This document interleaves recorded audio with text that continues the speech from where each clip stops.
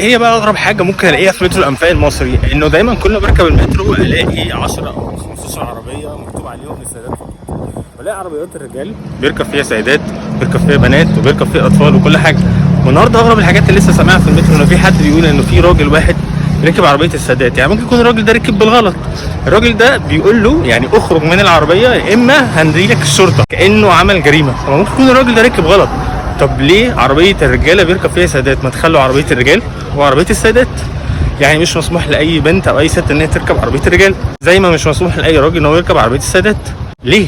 يعني حتى ده بيبقى مش مريح لينا احنا كرجاله، نلاقي السادات راكبه وبيزنقوا المكان وبنضطر ان احنا نقوم لهم، فما نفضي مكان لينا.